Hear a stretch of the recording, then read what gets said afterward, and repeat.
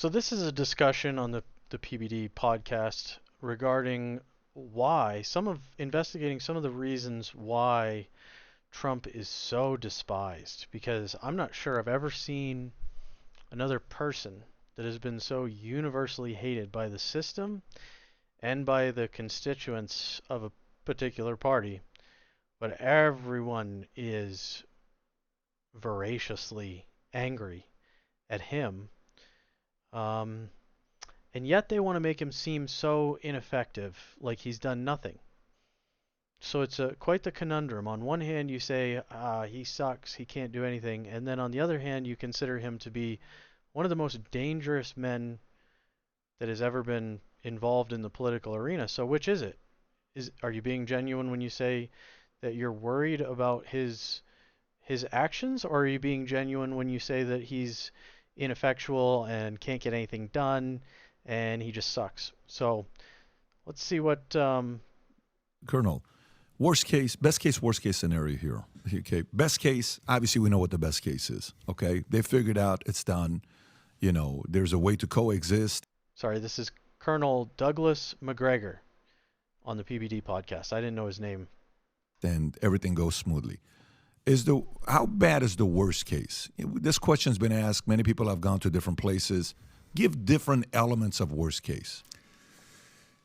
Here's the thing that concerns me most of all, that could lead to the quote-unquote worst case, which I regard as a nuclear exchange, all right? No one in Russia, Putin, no one in Beijing, neither government has an interest in launching a nuclear weapon. I mean, they understand that if you use a nuclear weapon, the rapidity with which war will escalate is mind-numbing. That's the great myth of the so-called tactical nuclear weapon that you hear from the U.S. Air Force and others and the Navy. Oh, well, we can shoot a nuke, a low yield, only 5 kilotons, only kill maybe 30 or 40,000 people. No one will notice. In other words, this is a useful battlefield weapon. Outrageous nonsense. It is not. If any nuclear weapon is used, everybody escalates. And the reason for that is simple. Everyone's afraid that if they don't use their arsenal, they'll lose it. So we don't want to get there. How do we get there if we're stupid? If we're stupid and we try to engage the Russians conventionally, we'll lose. If there's one thing the Russians can handle, it's conventional warfare. You've already seen that in Ukraine. They can defeat us conventionally. We don't have enough forces to send. We don't have enough troops on active duty. If we try to suddenly mobilize and send someone across the Atlantic, we're going to encounter a huge Russian submarine fleet, which will sink everything that tries to cross the Atlantic. We will have no support out of anyone in Northeast Asia. The Koreans, the Japanese, nobody wants to be part of this war. So if you think you're going to have a backdoor into Russia across the Pacific, you've lost your mind. So if we engage them in conventional terms, we will lose. And we don't want to do that. In other words, let's not push that envelope. But that means that you have to recognize two things. First of all, in Europe, these borders have changed dozens of times over 1,000 years. Everybody looks at this border that constitutes the current Ukrainian construct and says, oh, well, that can never change. It's absurd. It never made any sense when Lenin created it because the Ukrainians lived primarily west of the Dnieper and a little bit to the east to the very northern edge of White Russia. That's it. And this thing called Ukraina, which means on the edge or the margin or something, had been ruled by the Duchy of Lithuania, then the Kingdom of Poland, and the Polish-Lithuanian Commonwealth for hundreds of years. And ownership passed back and forth with Russia because the Polish-Lithuanian Commonwealth fell apart largely on its own. My point is that we are imputing a degree of legitimacy to these borders that was never there. And that was Putin's speech that he gave months ago, long before the war, saying, look, these borders don't make any sense because you've got all these Russians in the east. Brzezinski, when he was alive, pointed to that and said, that's dangerous. We need to sit down and talk with the Russians and fix this problem because otherwise I know that this is not according to what they want you to hear, but the truth is that we agreed with Stalin that we would never move NATO past a certain line in the sand. And we are spending billions of dollars to buy a sphere of influence directly on the Russian border.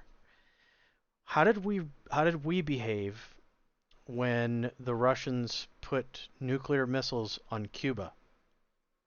We didn't behave very rationally or civilly. We sent a large force down there and almost invaded Cuba, only later finding out that the missile silo commanders had authorization to fire nuclear weapons if they felt that they were under attack. So everybody wants to act like this is all under control and it's no big deal. It's exactly the opposite of that. This is a high stakes poker game in which we don't even want to sit down at the table and negotiate. We just want to send more money and more rockets and have Ukrainians fight a war against Russia. And we are not only financing it, but we're paying them off for their support. We're trading, we're giving them weapons and money in exchange for their willingness to fight Russia. And we are purely motivated by the concept of expanding the Western sphere of influence and pushing Russia down and out and weakening them. And just like Vladimir Putin's awful for throwing Russians at this problem and causing their death, we are also doing the same thing to Ukrainians. We're incentivizing it. We're paying for it, and we are refusing to negotiate. So clearly, it's super clear what our agenda is, and to a lot of people, it seems to be understandable as far as why we're interested in doing it. The presence of all of these Russians in eastern Ukraine is going to end up being a catalyst for war. Now, we thought we could get the Ukrainians to maintain a quote-unquote multinational, multicultural state where these people would be accepted and could live as co-equals. This is the Minsk Accords that you said. Yes, Later, yeah. people said, no, we were lying. Yeah. But the truth is, in Europe, how well have multinational, multilingual, multicultural states worked? Well, not so good. You know, the Soviet Union fell apart instantly. And what do you have now? Multiple nations. Yugoslavia fell apart very rapidly. You have multiple nations. Czechoslovakia fell apart instantly because Czechs and Slovaks didn't want to live together. This is the history of Europe. And historically, great powers have come to terms with each other and said, look, let's come up with this compromise. It may not be perfect. We may have to revisit this in 20 years, but let's get peace. In other words, let's establish peace first. Then we can come back and revisit it in the future as necessary to ensure everybody's interests are met. We won't do that. We have built ourselves up into this foolish notion that we're the indispensable superpower. We must dominate everything. Nothing on this planet can happen without us. Wrong. This planet went on for thousands of years before we showed up. You know, we can go anywhere you want with the Armenians, with the Turks. Talk about Azerbaijan. I was talking to somebody and I said, you realize these are Azeri Turks. And this was a member of Congress said, what's that? I mean, Americans don't know anything that happens beyond their borders, frankly. We don't study it. And the people that are governing us aren't paying attention to it. Right now, you try to explain Ukraine, and they don't understand what that is, what it really means. It's history. If they understood any of it, we wouldn't be involved in it. They don't want to understand culture or history. They just want to change it and suppress it and make it align with what they want. In most cases, certain people seem to view history and historical figures who are heroes. Today, they are vilified and awful, and we would have been better if they never existed. And if they didn't exist, in some cases, we would still be under the thumb of the British Empire. So just absolute raw stupidity. We're not competent to sort this out. The Europeans need to sort it out. Why, though? Unpack that. So if we did know the history, we wouldn't be involved in it. Why wouldn't we be involved in it? Because there's been so much hatred and bloodshed in that part of the world over the last 100 years that it's virtually impossible for us to go in and reconcile all of these parties. In other words, to some extent, it has to be fought out. And I think that's already largely happened. And if we were smart, we would sit down and recognize that this has happened and say enough is enough. How much more blood has to be spilled? I don't think we need to spill any more blood in that region. And we need to redraw the borders. We need to make Western Ukraine, whatever remains of it, neutral. You remember the whole 2 days before 9/11, Rumsfeld comes out saying $2.3 trillion of money's been missing. And, that whole story of what happened and then 9/11 took place. And, hey, weapons of mass destruction, we have to do all of that. That led to there was no weapons of mass destruction. And that one video where President Bush says, well, with what's going on right now and they're, trying to take over Iraq, he says, oops, similar thing. I don't know if you've seen when he's giving that speech. So a lot of people are sitting there saying, okay, so who wants this thing to continue? Eisenhower prepped everybody right after he was done saying, be careful with the whole military-industrial complex. JFK was kind of pushing the envelope saying, hey, we got to also go through this. Trump was also saying there's no need to go into half these wars. Why do we have 780 military bases? But who wants this thing to continue, and who benefits the most if this thing continues?